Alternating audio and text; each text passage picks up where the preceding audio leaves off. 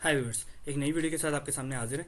इस वीडियो के अंदर हम F-53 से एक वेंडर की पेमेंट बनाएंगे।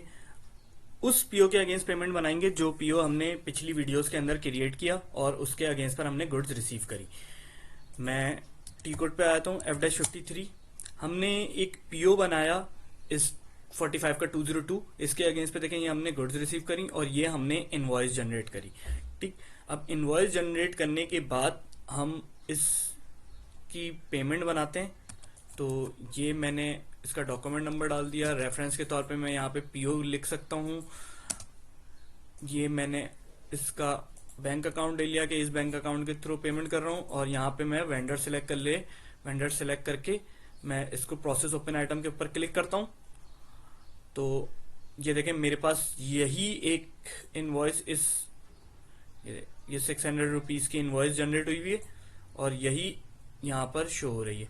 ठीक, अब मैं इसको, ये सिलेक्ट हुआ है, वैसे सिलेक्ट के हुए होने के बाद मैं डॉक्यूमेंट ओवरव्यू के ऊपर क्लिक करता हूँ। डॉक्यूमेंट ओवरव्यू के बाद मैं इस अमाउंट पे क्लिक करता हूँ और मैं यहाँ इस डायरेक्ट लिख के एंटर मारता हूँ और फिर इसको मैं डॉक्यूमेंट पे सिम्युलेट करता हूँ। तो ये देखें इसने इस वेंडर की लायबिलिटी को डेबिट करके मेरा बैंक अकाउंट इसने क्रिएट कर दिया। इसको मैं पोस्ट कर देता हूँ।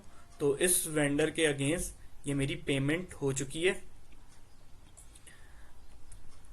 अब इस पेमेंट को मैं FBL1N मैं वेंडर की लाइन आइटम के ऊपर भी देख सकता हूँ।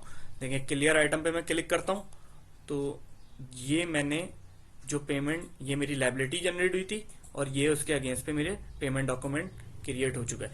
नेक्स्ट वीडियो के अंदर हम इस पेमेंट डॉक्यूमेंट पे चेक असाइन कर देंगे और ये साइकिल हमारी पूरी की पूरी P2P की कंप्लीट हो जाएगी।